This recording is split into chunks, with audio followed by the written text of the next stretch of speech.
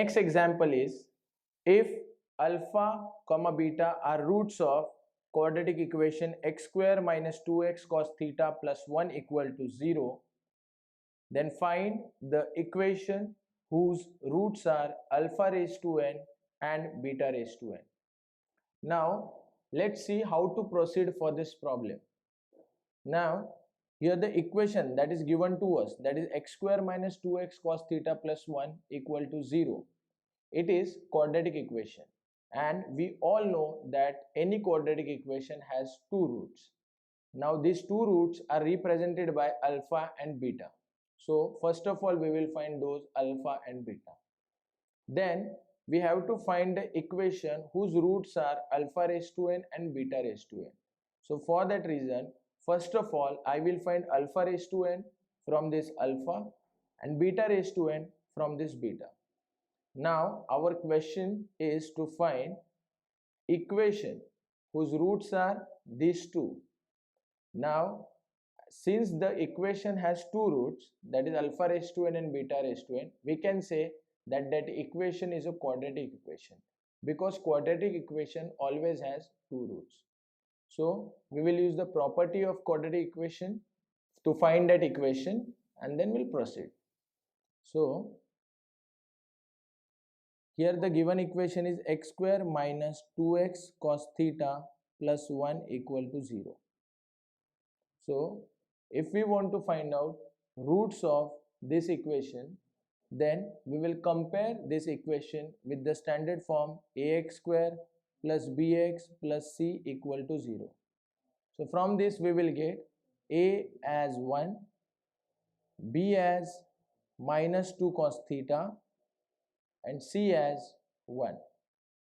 Now next we will use the formula, that is minus b plus or minus square root of b square minus 4ac upon 2a. So therefore we will get minus of b. Now b is already minus 2 cos theta, we have to find minus of it, so it will become positive.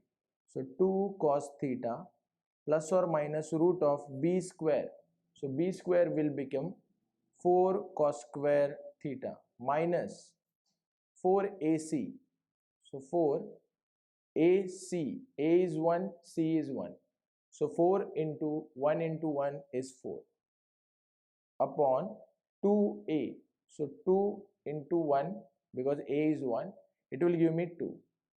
So now x is equal to 2 cos theta plus or minus, here from these two terms we can take 4 as common, so we will get 4 in the bracket cos square theta minus 1 will remain upon 2. Now next, therefore x will become 2 cos theta plus or minus, now root of 4, what is cos square theta minus 1? So we know one formula, that is sin square theta plus cos square theta equal to 1. So if I want to find out cos square theta minus 1, I have to take this 1 on the left hand side, so it will become minus 1. So I will take this sin square theta on right hand side, so it will give me cos square theta minus 1 as minus sin square theta. So it means cos square theta minus 1 is equal to minus sin square theta. I will substitute this value over here, so it will give me minus sin square theta upon 2. So therefore x will become 2 cos theta plus or minus, now square root of 4 is 2, here we have minus sin square theta, and we all know that we cannot find out square root of negative number. So here I will divide this into two parts, it will become minus 1 into sin square theta, so root of minus 1 is I, and root of sin square theta is sin theta upon 2. Now I will divide this numerator separately by 2. So 2 cos theta upon 2 plus or minus 2i sin theta upon 2, and it will give me x as cos theta plus or minus I sin theta. So here I'm getting two values, that is cos theta plus I sin theta and cos theta minus I sin theta. So these two roots I will consider it as alpha and beta, and I'll proceed to find alpha raised to n and beta raised to n in the next slide. So let's consider alpha as cos theta plus I sin theta and beta as cos theta minus I sin theta. Now we have to find out alpha raised to n. So we will apply De Moivre's theorem. So by De Moivre's theorem, it will become cos of n theta plus I sin n theta. Similarly, to find beta raised to n, we will apply De Moivre's theorem again on right hand side, and it will become cos of n theta minus I sin n theta. Now in the question it is given that alpha raised to n and beta raised to n are roots of the equation which we have to find. We can say that the given equation is a quadratic equation because it has two roots. So we know the property of quadratic equation, that the last number of any quadratic equation is product of roots and the middle coefficient of x is always addition or summation of roots. So I will apply that property over here. So therefore sum of roots, which is equal to alpha raised to n plus beta raised to n, it will give me 2 cos n theta, and product